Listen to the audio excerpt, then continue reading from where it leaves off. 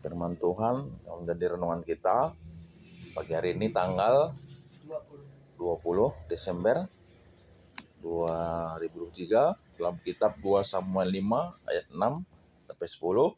Berikutnya Daud merebut Yerusalem dan menetap di sana. Lalu raja dengan orang-orangnya pergi ke Yerusalem menyerang orang Yebus penduduk negeri itu. Mereka itu berkata kepada Daud, "Engkau tidak sanggup masuk kemari. Orang-orang buta dan orang-orang timpang akan mengenyahkan engkau." Maksud mereka, Daud tidak sanggup masuk kemari. Tetapi Daud merebut kubu pertahanan Sion, yaitu kota Daud. Daud telah berkata pada waktu itu, siapa yang hendak memukul kalah orang Yebus, haruslah ia masuk melalui saluran air itu. Hati Daud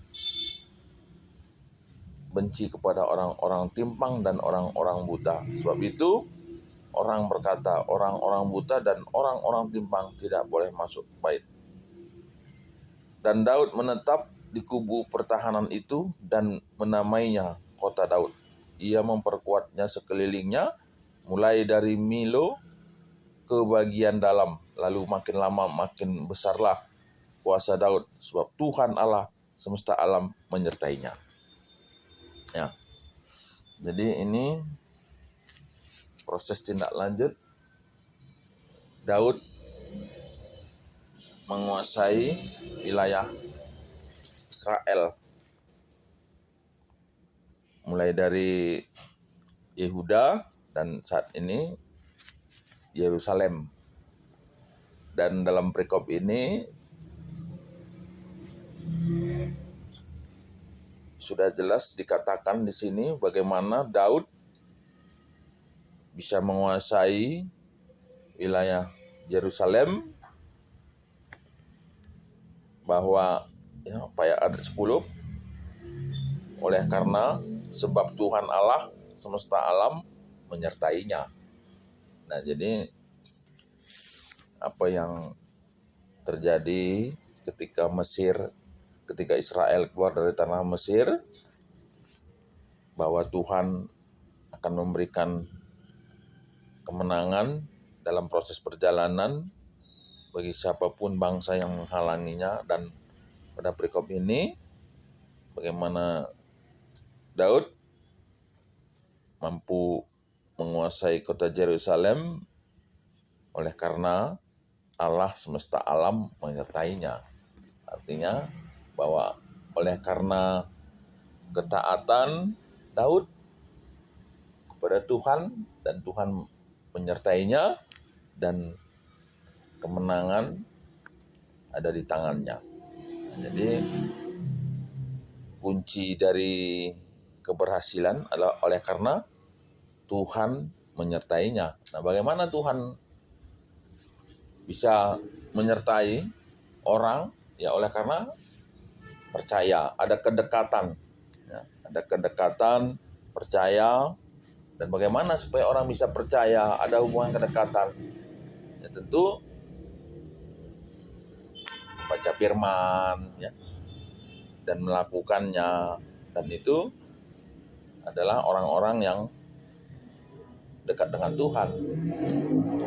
Nah, kalau dalam khotbah di bukit, berbahagialah orang yang membawa damai. Ya. Berbahagialah orang yang membawa damai, oleh karena dia disebut sebagai anak Allah. Nah, kalau dibilang anak Allah, pastilah Allah akan menyertai. Sebagaimana Tuhan mengatakan kepada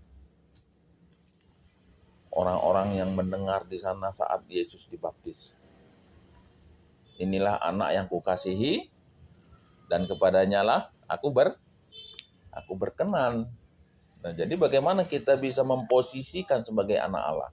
Nah, anak harus mendengar perkataan bapaknya, orang tuanya. Ya.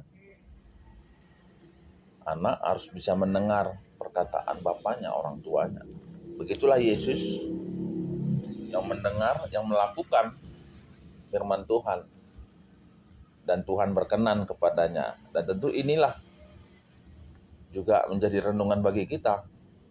Bagaimana kita bisa meluangkan waktu untuk mendengar firman Tuhan dan berupaya untuk melakukannya, karena itu adalah menempatkan kita sebagai anak Allah.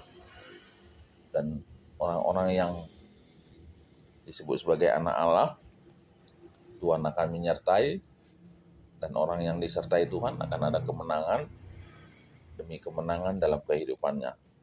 Nah, jadi marilah kita pun berupaya sebaik mungkin, mumpung ada lagi kesempatan, untuk mencari gitu, wajah Allah, mendengar firman Tuhan, agar kita bisa menempatkan diri sebagai anak Allah berdasarkan firman-Nya. Jadi sekali lagi, orang yang membawa damai, bersukacitalah orang yang membawa damai, karena dialah anak Allah.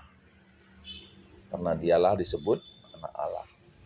Dan kepada anak Allah, ya, sebagaimana Tuhan menyatakan kepada Yesus dan orang-orang yang di sana, inilah anakku yang kukasihi, kepadanya lah aku berkenan. Tuhan kalau si bagi kita di bata dengan semakai kensa beskelu tutup hari. Haleluya.